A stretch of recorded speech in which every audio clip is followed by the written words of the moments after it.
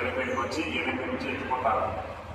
ఈ ఎత్తిపోతల పథకం అనేది అప్పుడు ఉన్నటువంటి నిపుణులు తెలియదా, నాగార్జున సాగర్ కట్టినటువంటి నిపుణులు ఉన్నటువంటి కాంగ్రెస్ పార్టీ నాయకులు కావచ్చు, అదేవిధంగా నాగార్జున సాగర్ కట్టినాం, శ్రీరామ్ సాగర్ కట్టినాం, శ్రీశైలం కట్టినాం, ప్రియదర్శిని ప్రాజెక్ట్ కట్టినాం. ఇంకా మీరు చెప్పుకుంటా పోతే ఎన్నో ప్రాజెక్టులు, దాదాపు దిండి ప్రాజెక్టు కావచ్చు, ఇంకా చెప్పుకుంటా పోతే 50 ప్రాజెక్టులు కాంగ్రెస్ పార్టీ ప్రభుత్వం నిర్మించింది.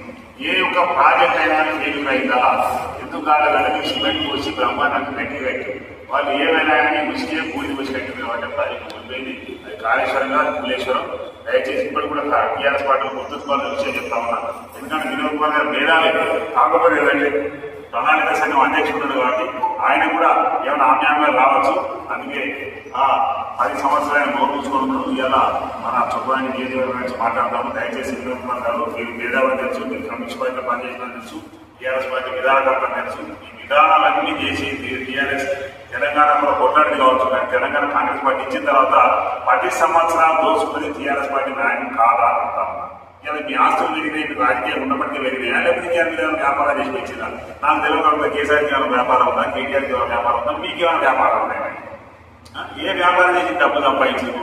మీకు చొప్పాయనికి వచ్చే అర్హత లేదు. మీరు ఎంపీగా పోటీ చేసినప్పుడు కరీంనగర్లో మేమందరం మీరు వరంగల్ హన్మకొండ జిల్లా అయినా కానీ నిన్ను మేము కండలు పెట్టుకొని మేము గెలిపించుకోవడం.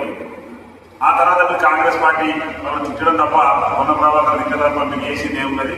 ఈ 5 సంవత్సరాలు ఎంపీగా ఉండి ఇంకొక 5 సంవత్సరాలు ప్రణాళిక సంఘం అధ్యక్షుడిగా ఉండి కరీంనగర్ జిల్లాలో చేసిన ఏదైనా కూడా గొప్ప ప్రాజెక్టు కావచ్చు, గొప్ప పని ఉంటే చెప్పాల్సిందిగా తెలుసుకోవాలని అంటా ఉన్నా. గతంలో మేము శుంకర రవిశంకర్ గారి గురించి చాలాసార్లు విమర్శించాము. ఎందుకంటే శుంకర రవిశంకర్ అనేది గాలిలో వచ్చిండు ఎంపీ అయింది అనేది గతంలో మేము చెప్పినాం, మళ్ళీ కూడా చెప్తా ఉన్నాం. కాకపోతే శుంకర రవిశంకర్ అంటే సరే ఆయన వచ్చిన వదిలేద్దాం, మీరు మీరెట్లా మాట్లాడతామని సందర్భం. మీకు గాయని మమ్మల్ని వచ్చే హక్కే లేదు. ఎందుకంటే